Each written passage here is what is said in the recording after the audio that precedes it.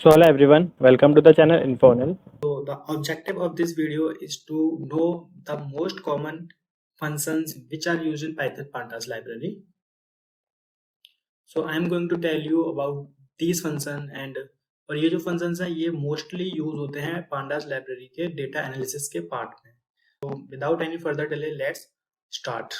Jupyter notebook open किया हुआ है इसमें and तो Jupyter notebook में हम लोग क्या करने वाले हैं, हम लोग एक डेटा पे कुछ एनालिसिस करेंगे. तो ये डेटा है कार डिटेल्स फ्रॉम कार देखो. तो सबसे पहले मैं इस फाइल को इधर अपने जुपिटर नोटबुक में अपलोड कर लूंगा. So here is upload. I will pick this car देखो data set and I will click on this open and upload. So as you can see at the last ये data set हमने अपना upload कर लिया. अब हम जाते हैं अपनी जुपिटर की फाइल पे. अब इस जुपिटर की फाइल में सबसे पहला जो काम करना है, पांडास लाइब्रेरी को हमें इंस्टॉल करना है. अगर आपके में इंस्टॉल नहीं है तो आप वो इंस्टॉल कर सकते हो using the command pip install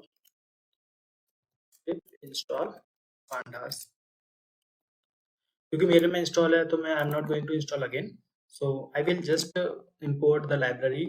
Import is a keyword pandas library as pd. So pd is a aliases here. First function that is how we can read the csv file. So csv file read करने के लिए we will use a function that named pd. library से read underscore csv and in this we will pass the file name. तो file का name क्या है हमारा? Car details from car देखो. So car details from car देखो. So I will just run this cell from the here also and also by pressing shift plus enter. So here it is giving me okay. So I forgot to run the first cell. So I have to run this first cell. Okay. And again this. So okay. तो हमने file को read कर लिया. Let's see what is the data in this file. Print df. तो ये सारा data हमें दिख गया कि ये फाइल के अंदर हमारा ये डेटा है. अभी थोड़ा सा और देखते हैं ठीक से इसको आगे कुछ कमांड्स में, तो उसमें कमेंट कर देता हूँ. Now the second command what if we want to know the sample data. Like sample हमारे पास काफी सारा डेटा है, 1000 रॉज है, 12000 रॉज है and we want to know about the sample. So how we can do? We will sample. तो sample data के लिए हम लोग दो कमांड्स को यूज करते हैं, head and tail. df.head. Let's print this sample. तो df.head क्या होता है? कॉलम्स का डेटा स्टार्टिंग के 5 रॉज देता है हमें. Like we can say 0 1 2 3 4 and 5. और अगर हम चाहते हैं कि हमें 5 से ज्यादा रॉज का डेटा देखना है तो हम we will just pass a number here like 9 rows. हमें 9 रॉज देखनी है तो ये हमें 9 रॉज का डेटा फैच आउट करके दे देगा डेटा सेट में से. another I was saying about that tail. Let's know about the tail function. So here tail function what it will do.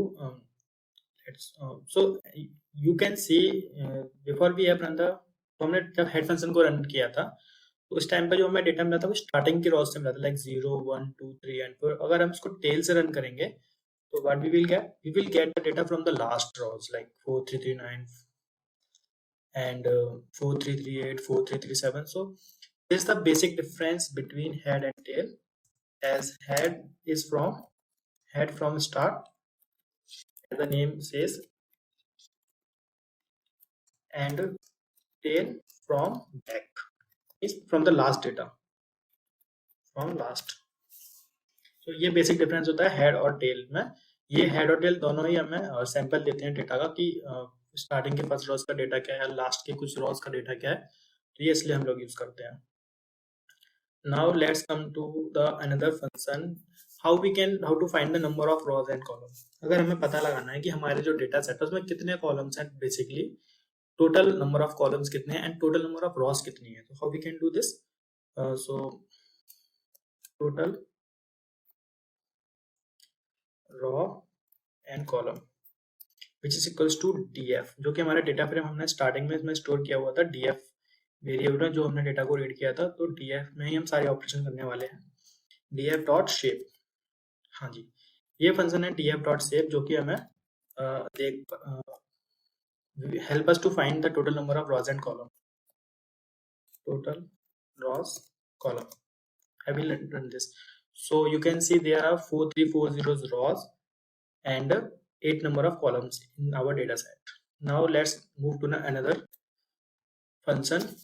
How to find the, basically मैं आपको एक चीज बताऊं कि जो शेप हमने यूज किया है ये फंक्शन नहीं है, ये है एट्रीब्यूट, और जो ऊपर हमने यूज कर किया था टेल और हेड, ये फंक्शन है। तो फंक्शन और एट्रीब्यूट में डिफरेंस होता है। अब we want to know the number of, हमें पता है कि हमारे पास 8 कॉलम्स हैं, बट उन कॉलम्स का क्या नाम है, तो ये पता लगाने के लिए हम करेंगे col names which is equals to df dot p। ये जो कॉलम्स का ये एट्रीब्यूट है df डॉट कॉलम्स, ये एट्रीब्यूट है, ये भी हम फाइंड आउट करके देगा कि हमारे कॉलम जो भी डेटा सेट में उनका क्या नाम है। प्रिंट कॉल नेम, अंदर कितने कॉलम्स हैं, टोटल 8 कॉलम्स हैं, अब उनका नाम क्या है, तो ये इससे पता लगा सकते हैं हम df dot columns, name, year, selling price, kilometre driven, fuel, seller type, transmission, owner. तो ये 8 कॉलम्स हैं और उनके नाम भी हम पता लगा सकते हैं with the help of this attribute named columns. Now the next is we have to find the total number of elements in the data set, elements which is equals to df dot size। ये जो size attribute है ये हमें total number of elements find out करके देगा हमारे data set में से। Print ele, so there are 34720 elements। अब मैं आपको थोड़ा सा कुछ बता देता हूँ, जैसे कि एलिमेंट्स क्या होता है। हम सभी लोगों ने मैट्रिक्स सिस्टम पढ़ा था 11th और 12th क्लास में, तो हम जानते थे कि अगर हमारे 3x3 की मैट्रिसेस होती थी, तो अगर हम उसके टोटल एलिमेंट्स का पता लगाएं तो कितने निकलते थे, तो हम नंबर ऑफ रॉस को नंबर ऑफ कॉलम से मल्टीप्लाई करते थे, तो हमारे टोटल नंबर ऑफ एलिमेंट्स निकल के आते थे 9। सिमिलरली अगर हमारे पास 4/5 की कोई मैट्रिसेस है, तो इसके टोटल नंबर ऑफ एलिमेंट्स कितने निकल के आएंगे, 4 5 जा number of rows multiply to the number of column which is equals to 20। Okay, तो सेम ईयर है कि तो यहाँ पे हमारे 4340 रॉस थे और कॉलम्स थे 8, तो number of rows multiply by the number of column which is equals to 34720, जो कि है हमारे total number of elements in our data set. Next पे हम मूव करते हैं, तो to find the information of each column in a data set, अगर हमें जैसे कि हमारे पास हमें पता है कि हमारे पास 8 कॉलम्स हैं डेटा सेट में, और 8 कॉलम्स का नाम क्या है, एक का नेम है, एक का ईयर है, व्हाटएवर आगे भी है, बट उन डेटा सेट्स के अंदर किस तरह का डेटा है, न्यूमेरिकल डेटा है कि स्ट्रिंग ऑब्जेक्ट टाइप का डेटा है, क्या डेटा है, फ्लोटिंग टाइप का डेटा है, तो ये सब पता लगाएंगे हम यहाँ से। Let's see call info which is equals to df dot info। The info function let us know the information of each column in our data set, so I will print this call underscore info and print this. As you can see here, the column name is here, name, year, selling price, kilometer driven, fuel, seller type, transmission, और इसके साथ साथ इसके front में हमें मिलता है कि नॉन नल वैल्यूज, मतलब ऑब्वियसली अगर इसके अंदर नल वैल्यूज भी होती हैं तो वो यहाँ पे बता देगा, तो सारी वैल्यू नॉन नल है, नॉन नल काउंट है, और सबका डेटा टाइप भी बता रखा है, जैसे कि नेम ऑब्जेक्ट टाइप का है, ईयर इंटीजर टाइप का, और सेलिंग प्राइस भी इंटीजर टाइप की है, और किलोमीटर ड्रिवन भी इंटीजर टाइप का है। और here now the last one is, now we want to find some statistical information of our data set, like the minimum, maximum, mean, standard deviation, all these things. So stats is equals to df dot describe. So this is the most important function, describe. ये हमें हमारे data set के बारे में statistical information find out करके देता है। तो I will do print stats. Okay, so here we can see हमें जो count, mean, standard deviation, minimum, 25 percentile, 50 percentile value, 75 percentile value and max, ये सारा डेटा इसने फाइंड आउट करके दिया। अब एक चीज है कि इसने जो डेटा दिया वो हमें सिर्फ 3 कॉलम्स का दिया, लाइक ईयर, सेलिंग प्राइस और किलोमीटर ड्रिवन।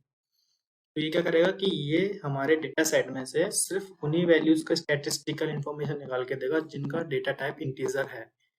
तो हम ऊपर देख सकते हैं कि हमारे ईयर, सेलिंग प्राइस और किलोमीटर, ये 3 ऐसे कॉलम्स थे जिनका डेटा टाइप जो था इंटीजर टाइप का था। तो इसी का स्टैटिस्टिकल इंफॉर्मेशन निकाल के दिया इसने हमें कि इतने काउंट हैं, इसका मीन है, इस ईयर का मीन 2013, सेलिंग प्राइस ये है और स्टैंडर्ड डेविएशन ये है। तो ये सारा डेटा, ये जो सारे फंक्शंस है काफी ज्यादा इंपॉर्टेंट फंक्शन है डेटा एनालिसिस में। डेटा को रीड करना, उसका सैंपल निकालना, उसका शेप निकालना, कितने कॉल्स, नंबर ऑफ रॉज हैं, कितने कॉलम्स हैं, एंड कॉलम्स का नेम निकालना, उसका डेटा साइज का कितने एलिमेंट्स है उसके अंदर, और हर कॉलम किस डेटा टाइप का है, क्योंकि उसी के अकॉर्डिंग उसमें हम अपना आगे के ऑपरेशंस लगाएंगे, और उसके बारे में स्टैटिस्टिकल इंफॉर्मेशन निकालना। So that's all for this video. I hope this video will be helpful to you.